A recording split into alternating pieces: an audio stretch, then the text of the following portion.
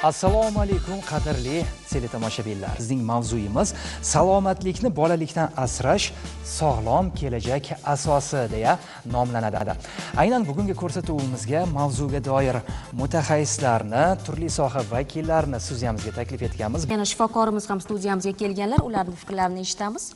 Oxirgi 5-6 yildan beri kolostoma, elastoma muammolari bilan ko'p ishlayman. Hamkasblarimiz xabarlari bor. Asosiy muammo ularda nima? Birinchi savol keladi-da. Shunaqa kasalliklar ko'pmi? Ya'ni agar eshitgan bo'lsangiz, qulog'ingiz chalingan bo'lsa, stoma chiqarilgan bo'ladi, ichi qorindan tashqariga chiqarilgan bo'ladi, operatsiya yo'li bilan. Xo'p, shu kasallikka olib kelmaslik uchun nima qilsam bo'ladi? Endi bu yoqda kasallik asosiy onkologik kasalliklar katta qismini egallab turibdi. Endi somatik kasalliklar, travmalar yoki bo'lmasa yallig'lanish kasalliklari. Endi onkologiyadan tashqari bo'lgan somatik kasalliklarda birinchi o'rinda nima? Yarali kolitlar bor, Kron kasalliklari bor. Xo'p, bularga olib kelmaslik uchun avvalo ovqatlanish rejimini to'g'rilashimiz kerak. Qaysidir hududlarimizda shu kasallik uchrash prosentlari juda katta. Sababi ovqatlanish bilan bog'liq. Chunki qaysidir hududlarimiz qalampir, achchiq narsalar yeyishga juda ruju qo'ygan. Masalan, iqlimimiz mo'tadil iqlim bo'lgan bilan viloyatlar kesimida har xil. Masalan, qayerdir issiqroq, Qashqadaryo issiqroq, Surxondaryo issiqroq, bu yog'i salqinroq. O'sha hududlar, salqin hududlarda achchiq yeyish ko'p.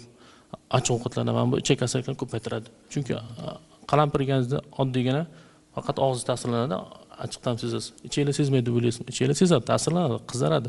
Keyinchalik bora-bora yaralar paydo bo'ladi yoki boshqa o'zgarishlar olib keladi. Faqat uni sezmaysiz, chunki og'riq retseptori yo'q. Ana shu narsa bizani sutkashlikka olib keladi. E'tibor qilmay qo'yasiz. Bolalar ham xuddi shunday. Siz yedingizmi? Bolangiz ham yeydi. Aytamizku. Siz nimagadir yeyishni boshladingiz, ro'ja qo'ydingiz yoki bo'lmasa bu spirtli ichimlik bo'lsin, boshqa hokazo narsalar bo'lsin, bolangiz ham sizga sherik bo'ladi. Mana shu narsada ichak kasalliklar paydo bo'lish boshlaydi. Endi men o'zimning sohamdan kelib chiqib aytaman, hamma o'zining sohasi bo'yicha yetarlicha muammolarimiz bor. Rahmat. Faqat to'g'ri ovqatlanishni yo'lga qo'yib olish uchun o'sha asosiy uy ovqatlari deymiz-ku, qozon ovqatlar deymiz. O'shalarga ko'proq e'tibor berishimiz kerak. Quyug'i ham bo'lsin, suyug'i ham bo'lsin, kerak bo'lsa meva-chevasi ham bo'lsin.